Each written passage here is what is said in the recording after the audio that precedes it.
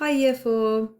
I hope everyone got on okay yesterday with drawing their magical creature, and I hope you were able to come up with some descriptive language and words to describe your creature around the picture. Today we are going to look a little bit further into actually planning the non-chronological report. So I'm going to show you a little plan that I've done. We're going to have a look through that together, and then you're going to go off and create your plan so that when we come to actually writing it on Monday, you've got a clear idea of some of the things that you will include and some of the things you might want to say a little bit more about when you actually come to write your report.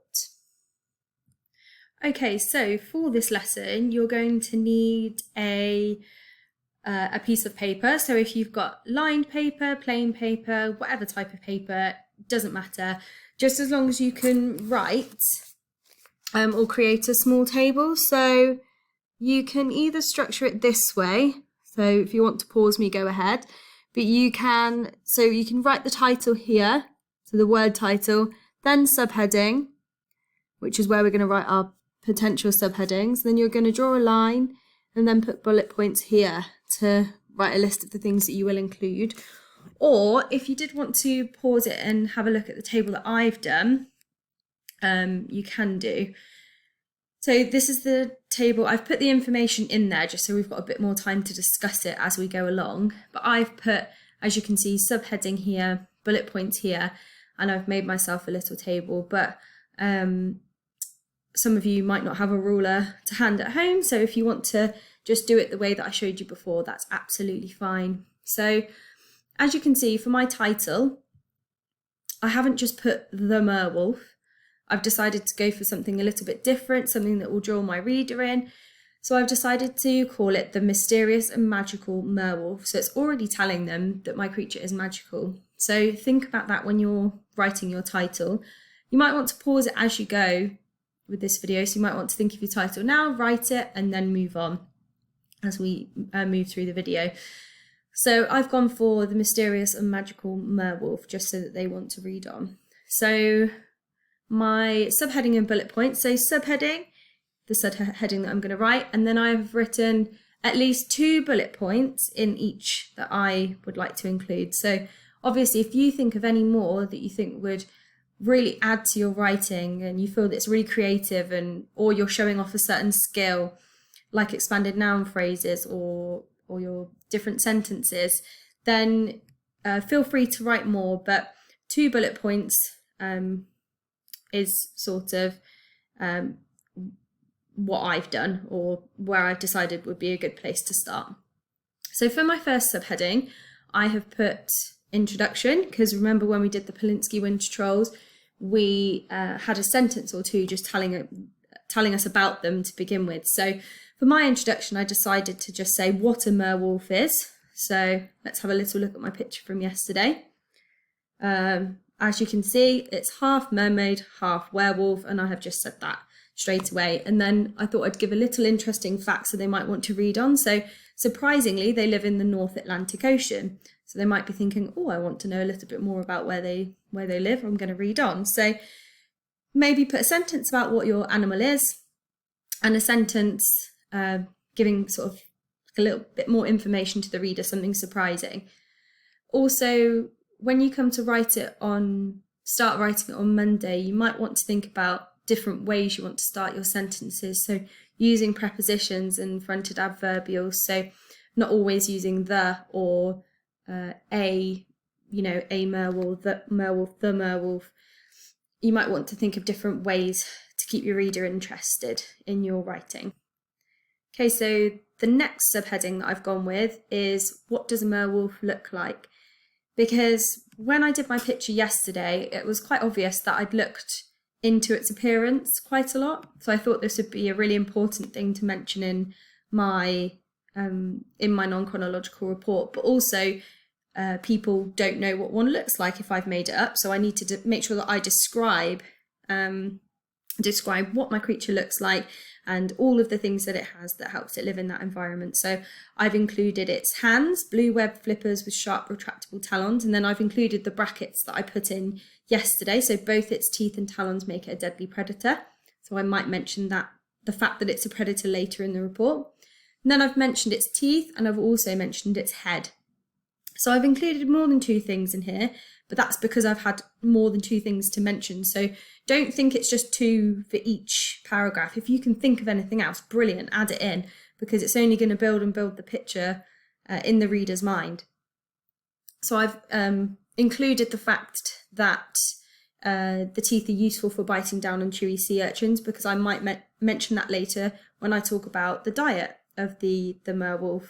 So think about how your writing might flow. So you might include something early on that you think, oh, I might build on that later, and I might mention it later. Okay, so the next paragraph, well, the next subheading that I've decided to write under is, what does a merwolf eat? Because I've already said that it's a predator, so I think it would probably be important for me to mention what it eats and what its diet is going to be like. So I've put, merwolves enjoy eating ancient chewy sea urchins. To merwolves, they taste just like chocolate cornflakes. So if your creature likes eating something, say why they like eating it. Does it taste like something? You know, do they like eating mud because it tastes like Marmite? Think of really weird combinations that your reader wouldn't be expecting. And I've also added something about their predatory nature here. So I've put, on the night of a full moon, merwolves hunt for fishermen. They lure the fishermen off the side of the boat using their hypnotizing eyes. So I've included a feature of what they look like and how that helps them get their food. So think about how you can link the paragraphs together as well. Okay. And last but not least, I've decided to comment on the behaviour of the merwolf. So as you can see, I have followed a pretty similar plan to our Polinsky winter trolls plan. So I've talked about what they look like, what they eat, and what the typical behaviour of them is. If you would like to follow my plan, that's absolutely fine. Just remember, when you use the subheadings, you're going to need to change them, because hopefully you're writing about something different to a merwolf, but you can use the same questions if you would like. So for the last question, I have written, what is the typical behaviour of a merwolf? You might want to phrase that slightly differently, but this is the phrase that I've sort of come up with. So I've said that merwolves are known as savage creatures that hunt, stalk and kill any creatures in their path. Now I've used the word creatures twice, so I might go back and change that to predators, just because otherwise my writing's a little bit repetitive. Now remember, if you want to go back and change things as well, that's fine, because you're just editing, you're just making your writing even better. So merwolves are known as savage predators that hunt, stalk and kill any creatures in their path. Okay, and then I've gone on to say, however, research has shown that they live in packs and are friendly amongst their own kind.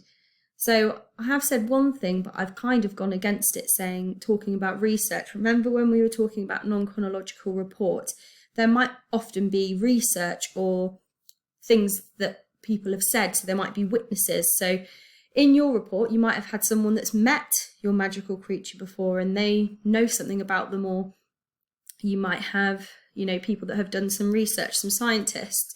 So think about how you can use that in your writing. So as I said, if you want to follow this plan, that's absolutely fine, not a problem. Try not to give yourself too many subheadings.